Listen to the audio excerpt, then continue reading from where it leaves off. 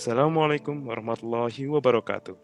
Selamat pagi dan selamat datang ke dalam FGD yang diselenggarakan oleh kelompok 2. Topik yang akan kami bahas adalah teori kependudukan dan kaitannya dengan PWK. Teori yang akan kami diskusi adalah teori Malthus yang dipimpin oleh Pasha, teori Karl Marx atau Marxisme yang dipimpin oleh Alia, teori Neo-Malthus yang dipimpin oleh Devan, teori kontemporer yang dipimpin oleh Velia, dan teori transisi demografi yang dipimpin oleh Melissa. Sebelum kita mulai, perkenalkan, nama saya Hilmi Halim Hikmatlo Adiyah, sebagai moderator yang akan membawa acara pada pagi hari ini. Saya persilahkan kepada Pasha untuk memulai diskusi teori Malthus. Waktu dan tempat, saya persilahkan. Terima kasih. Saya mulai saja penjelasan teori Malthus. Pada tahun 1798, seorang pakar demografi dan ekonom politik asal Inggris mencetuskan teori yang bernama teori Malthus. Namanya adalah Thomas Robert Malthus. Teori tersebut ia kemukakan pada bukunya yang berjudul Essay the Principle of Population. Ia menyatakan bahwa kondisi alam mempengaruhi laju pertumbuhan penduduk. Menurut Malthus, pertumbuhan penduduk dengan ketersediaan bahan pangan tidak akan seimbang. Ia menyebutkan bahwa pertumbuhan penduduk mengikuti deret ukur, sedangkan pertumbuhan ketersediaan bahan pangan mengikuti deret hitung. Jika dilihat pada grafik, antara laju pertumbuhan penduduk dengan ketersediaan pangan akan bertemu pada titik tengah. Titik ini dinamai dengan Malthusian katastrofi, di mana terdapat permasalahan yaitu meledaknya jumlah penduduk yang tidak diimbangi dengan ketersediaan pangan. Teori Malthus sangat memperhatikan daya dukung dan daya tampung lingkungan, karena memperhitungkan kebutuhan dan ketersediaan. Sebagai contoh, lahan yang seharusnya dijadikan pertanian akan berubah menjadi lahan pemukiman warga jika jumlah penduduknya sangat tinggi. Permasalahan yang muncul menurut teori Malthus ini adalah kelaparan dan kemiskinan. Oleh karena itu, di dalam teori ini juga memberikan langkah atau cara untuk mencegah ketidakseimbangan ini. Yang pertama ada preventive check, lalu yang kedua ada positive check. Preventive check adalah upaya penghambat atau pengurangan angka kelahiran. Di dalam preventive check dapat dibagi menjadi dua, yaitu moral restraint dan vice. Moral restraint adalah pengekangan diri atau menahan, seperti contoh menahan hawa nafsu dan tunda perkawinan. Dan yang kedua ada vice, yaitu pengurangan kelahiran dengan mengorbankan jiwa, seperti contoh melakukan aborsi. Lalu ada positive check, adalah kegiatan untuk mengurangi jumlah penduduk dengan cara meningkatkan angka kematian. Positive check juga dibagi menjadi dua, yaitu misery dan vice. Misery adalah upaya melakukan pengurangan populasi melalui kejadian di alam, seperti contoh bencana, peperangan, kekurangan makanan, dan pandemi. Lalu yang kedua ada vice, yaitu melalui cara pencabutan nyawa seseorang, seperti contoh membunuh orang cacat, orang yang sudah sepuh, dan anak-anak. Teori Malthus ini kontroversial, sehingga mendapatkan beberapa kritik, yaitu teori Malthus ini tidak memperhatikan majunya sektor distribusi, kemajuan bidang pertanian yang dapat melipat gandakan bahan pangan, dan kecenderungan untuk tidak mempunyai anak bila standar kehidupan tinggi. Lalu kelemahan teori Malthus adalah tidak memikirkan pertumbuhan atau perkembangan bidang teknologi seperti transportasi dan pangan. Lalu teori Malthus ini tidak memikirkan aspek kemanusiaan, tetapi teori Malthus ini mempunyai kelebihan, yaitu manusia dapat mengetahui bahaya pertumbuhan penduduk yang tidak terkontrol serta dapat memprediksi akibatnya. Terima kasih atas penjelasannya. Kami akan berpindah ke teori selanjutnya. Saya persilahkan kepada Alia untuk memulai diskusi teori Karl Marx. Waktu dan tempat, saya persilahkan. Oke, selanjutnya kita akan memasuki teori yang kedua, yaitu teori Marxis yang dicetuskan oleh Karl Marx dan Friedrich Engels. Teori ini sendiri berpaham sosialis komunis dan juga merupakan antitesa teori Malthus yang berpaham kapitalis. Teori ini kebanyakan terjadi di Eropa Timur dan di negara komunis seperti Uni Soviet dan Cina. Pandangan Karl Marx sendiri terhadap teori ini yang pertama, adanya tidak perlu menekan jumlah kelahiran manusia. Yang kedua, makin tinggi tingkat populasi manusia, maka akan makin tinggi produktivitasnya jika teknologi tidak menggantikan manusia. Yang ketiga, populasi manusia tidak menekan bahan makanan, tetapi mempengaruhi kesempatan kerja. Dan yang keempat, kemiskinan bukan karena cepatnya pertumbuhan penduduk, tapi karena kaum kapitalis mengambil sebagian hak para buruh.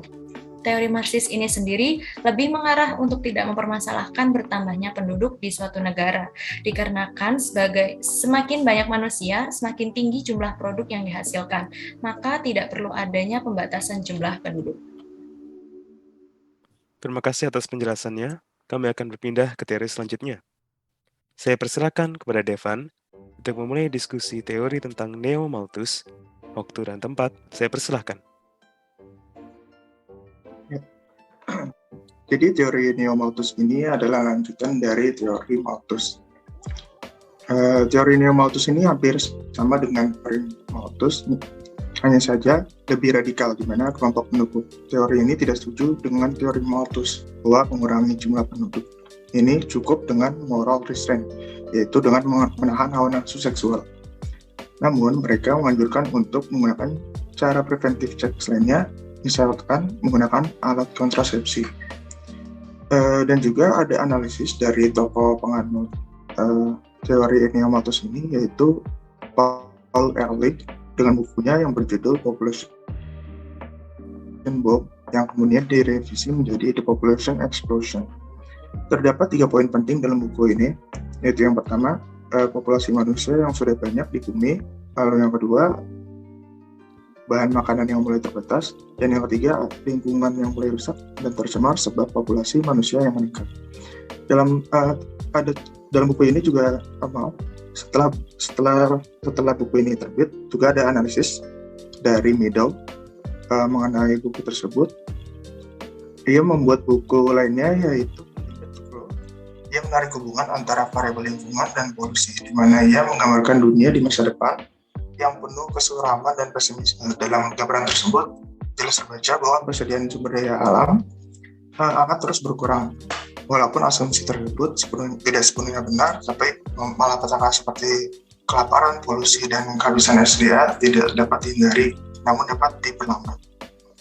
Nah, contohnya di Indonesia sendiri sudah menerapkan upaya seperti yang dijelaskan dalam teori Neo Malthus ini, yaitu program keluarga bencana atau program KB.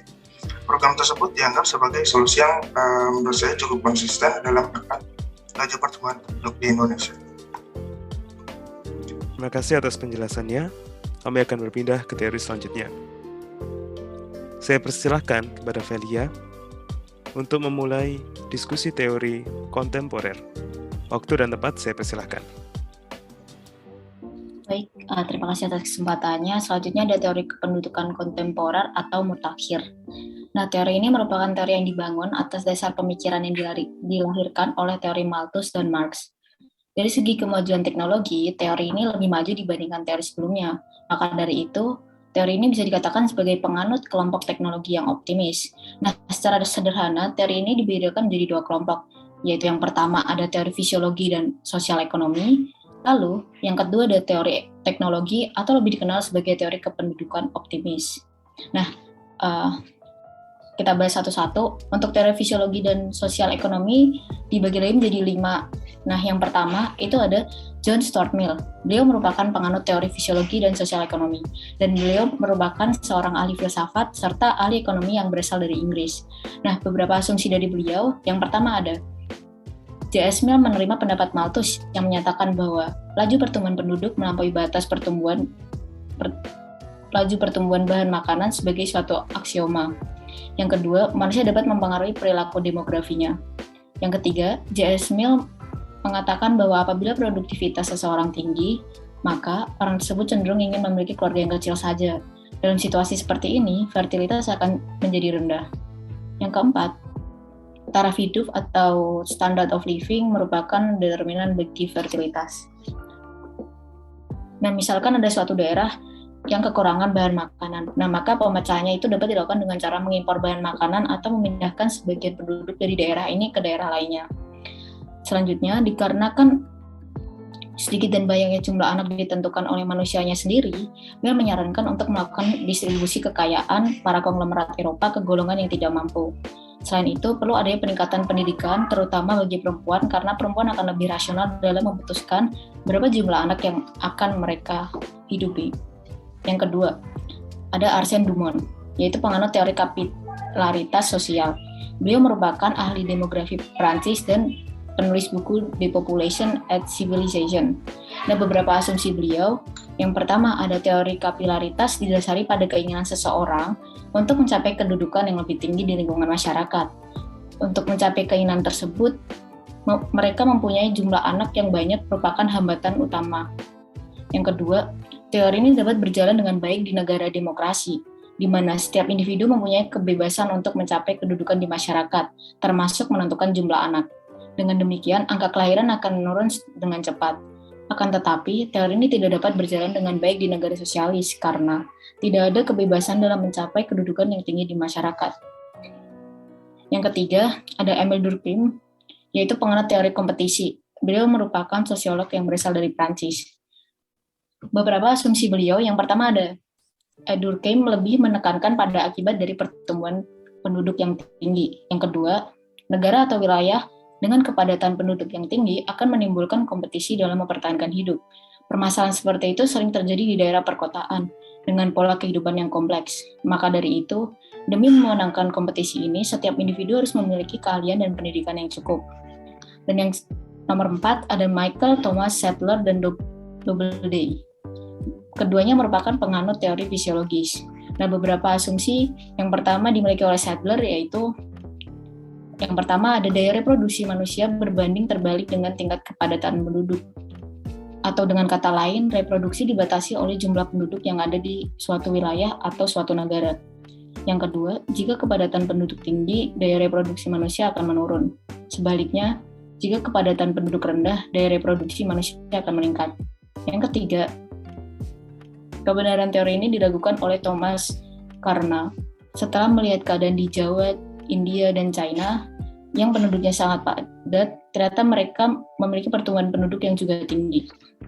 Poin yang keempat, dalam hal ini Malthus lebih konkret argumentasinya daripada M.T. Sadler, karena Malthus berpendapat bahwa penduduk di suatu daerah dapat mempunyai tingkat fertilitas yang tinggi, tetapi dalam pertumbuhan alaminya tergolong rendah karena tingkat kematiannya tinggi. Selanjutnya ada beberapa asumsi dari Doubleday. Yang pertama, daya reproduksi penduduk berbanding terbalik dengan bahan makanan yang tersedia.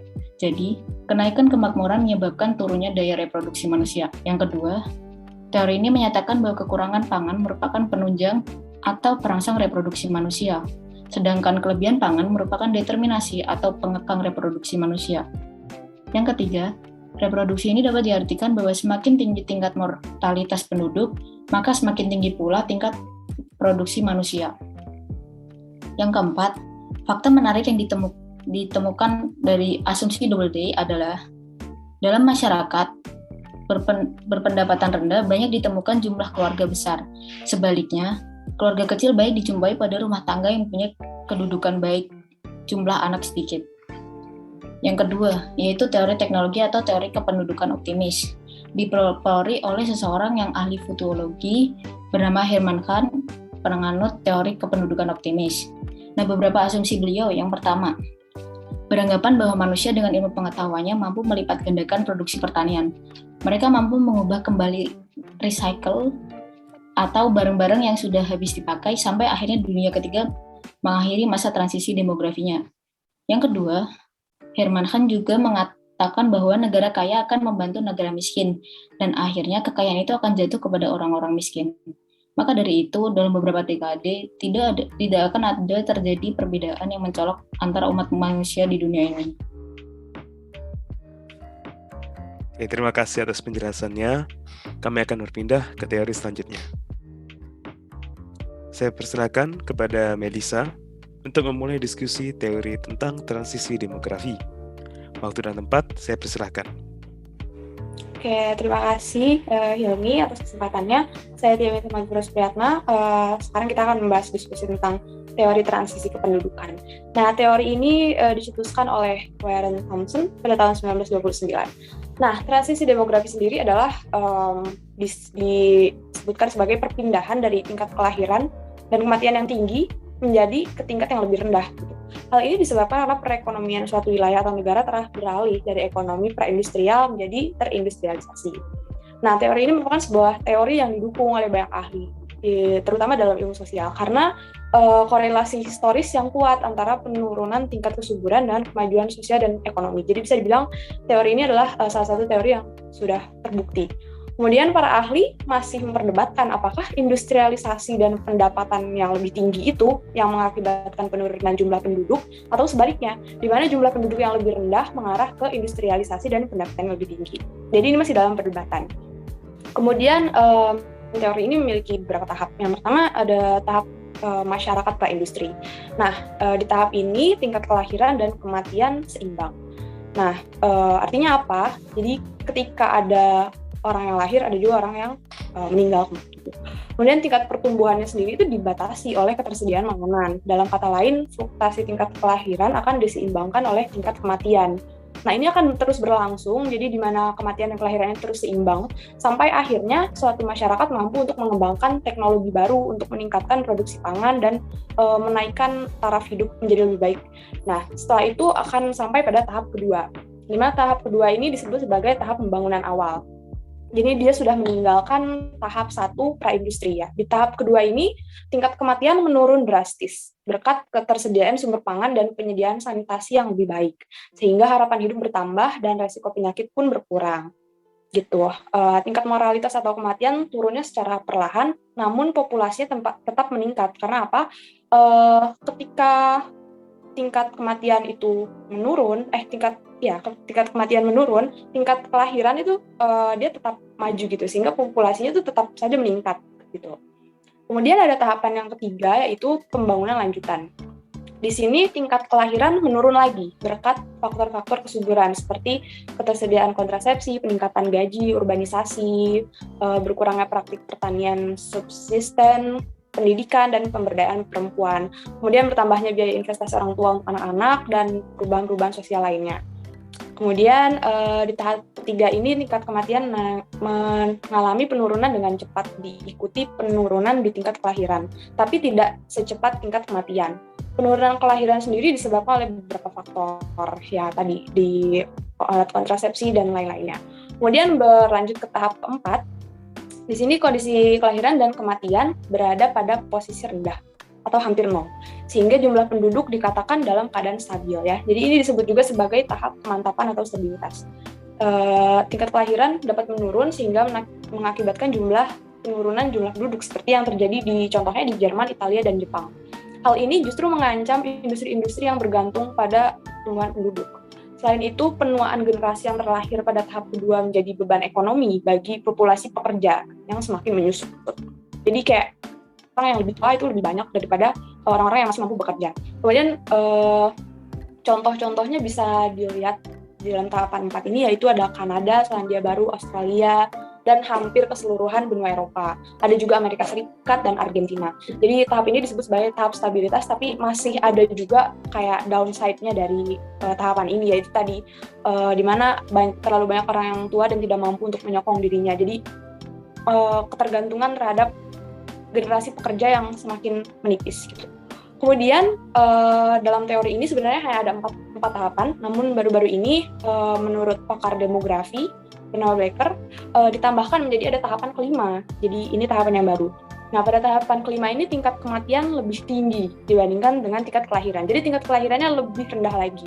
Yang berada dalam tadi itu berada dalam kondisi stabil, tapi di tahap kelima ini sudah tidak dikatakan stabil lagi. Hal ini bisa disebabkan oleh gaya hidup masyarakat yang tidak sehat, seperti banyak konsumsi makanan instan, minum alkohol, dan lain sebagainya. Jadi kesehatan menurun, kemudian kesehatan fertilisasi juga menurun gitu. Namun walaupun tahapan ini baru saja ditambahkan dalam teori, sebenarnya ini sudah pernah terjadi gitu, terutama di negara Perancis sebelum Perang Dunia Kedua, dan pernah juga terjadi di negara Jerman pada tahun 1970-an. Jadi walaupun teorinya baru ditambahkan, tapi sebenarnya ini sudah pernah terjadi. Dan kalau menurut teori ini, transisi ini, itu bisa saja terjadi pada negara yang saat ini berada dalam tahapan keempat, yaitu kemantapan dan stabilitas. Jadi bisa dari tahapan keempat ini yang terlihat stabil, kalau misalnya tidak dijaga stabilitasnya itu, dia bisa terjerembab ke tahap kelima, yang mana ini sudah tidak bisa dikatakan sebagai tahap yang stabil lagi. Gitu. Mungkin sekian dari saya. Terima kasih. Terima kasih atas semua penjelasan dari semua teorinya. Sekarang kami akan berpindah ke sesi selanjutnya. Sekarang kita lanjut ke sesi diskusi dan juga sesi kesimpulan. Menurut kalian, dari semua teori itu, di mana teori yang paling banyak dipakai di dunia ini? Atau setidaknya di Indonesia ini sering dipakai nih? Izin menjawab, kalau menurut aku itu teori transisi kependudukan sih, karena teori ini tuh sudah didukung para ahli, terus kemudian kayak teori yang udah ada buktinya, jadi kayak nggak cuma sekedar teori aja, terus sejauh ini belum ada bantahan. Kalau di Indonesia sendiri, itu dari beberapa sumber itu kita masuk ke tahap ketiga, jadi beberapa waktu yang lalu kita ada di tahap 2, tapi sekarang udah di tahap ketiga, terutama di wilayah kayak yang sudah kota-kota besar atau kota yang maksudnya nggak kota-kota yang terlalu tertinggal gitu. Kenapa kota-kota maju gitu ya? Iya, kota-kota maju dan sekitarnya gitu. Karena di tahap ini tuh sudah ada ketersediaan kontrasepsi, penaikan gaji, urbanisasi, dan lain-lain. Itu juga sudah bisa dilihat di Indonesia. Tapi Indonesia itu belum bisa masuk ke tahap 4, di mana itu tahap stabilitas. Kenapa? Karena belum bisa dikatakan stabil gitu ya, secara demografi. Jadi Indonesia masih ada di tahap ketiga. Terima kasih atas jawaban yang telah diberikan. Sekarang, saya akan menyimpulkan 5 teori yang telah disampaikan. Dari 5 teori yang telah disampaikan, saya dapat menyimpulkan bahwa semakin banyak manusia, semakin sedikit lahan untuk pangan. Hal tersebut dapat kita pelajari dari teori Malthus. Namun, tidak untuk teori dari Karl Marx, dikarenakan teknologi yang justru berkembang dan peningkatan penduduk justru menjadi masalah dikarenakan peluang pekerjaan yang diambil alih oleh teknologi. Pada akhirnya, kita mempunyai pilihan untuk memperhatikan tahapan-tahapan dari teori transisi demografi, di mana kita bergerak ke arah tahap 4, yaitu tahap stabilitas, di mana antara angka kelahiran dan kematian rendah, yang akan berujung ke angka harapan hidup yang lebih tinggi. Meskipun tingkatan umur pekerja rendah, hal tersebut bukan menjadi masalah dikarenakan otomasi yang telah menutup masalah tersebut. Sekian diskusi yang telah kelompok 2 lakukan. Mohon maaf jika ada kesalahan kata. Sekian dari kami. Wassalamualaikum warahmatullahi wabarakatuh dan selamat pagi.